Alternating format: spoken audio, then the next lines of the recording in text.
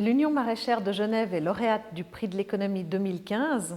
Quel effet cela vous fait-il? Écoutez, effectivement très, très joyeux de ce prix.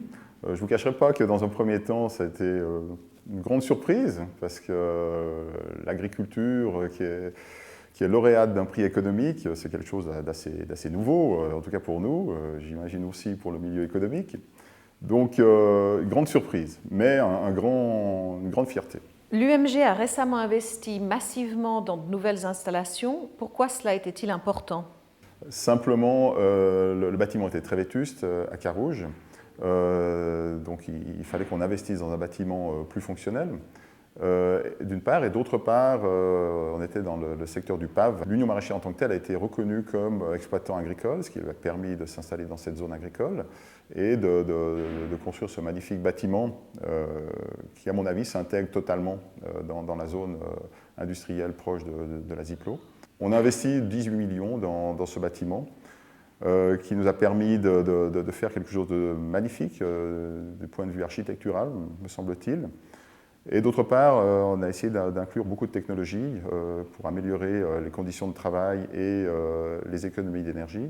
Entre autres, le toit plat a été équipé de panneaux photovoltaïques et ça nous permet, en autoconsommation, de produire le 30% de notre consommation totale sur une année, ce qui semble être quelque chose d'assez intéressant. D'autre part, au niveau de la climatisation de la halle, on est sur une technique de free cooling, c'est-à-dire qu'on prend simplement l'air extérieur quand il est plus froid que l'air intérieur et on le pulse à l'intérieur. Et au-delà, on travaille avec des pompes à chaleur pour refroidir lorsque c'est nécessaire. Sinon, au niveau du bâtiment administratif, c'est un bâtiment Minergie. Donc il n'y a pas de chauffage spécifique, c'est toute une récupération de l'énergie produite par les chambres froides et les packs. Donc il n'y a pas de centrale de chauffage à proprement parler, et pas de climatisation non plus sur le Minergie. Et au niveau des locaux de travail, donc on a essayé d'inclure des vitrages sur la halle, de manière à répondre d'une part aux besoins, aux normes de l'OCIRT, et d'autre part d'améliorer le quotidien de travail de nos employés, qui peuvent travailler ainsi à la lumière du jour. Dans un canton essentiellement dédié au secteur tertiaire, comment voyez-vous votre rôle économique? Je pense qu'il est tout à fait d'actualité maintenant, il sera toujours d'actualité dans 50 ans. Je crois que notre but, c'est de produire de la nourriture, essentiellement des légumes pour les maraîchers.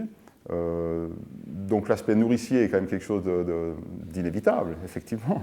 Dans 50 ans, les gens mangeront toujours. Là, actuellement, il y a une vague qui est pour la proximité. Le légume bien cultivé, avec le moins de pesticides possible, avec une qualité intrinsèque maximum. Je pense que alors est-ce que ce sera toujours le cas dans 50 ans? J'ose imaginer que oui, mais je pense qu'on a tout à fait notre position dans l'économie et dans la vie quotidienne des gens actuellement et dans 50 ans encore, et voire au-delà.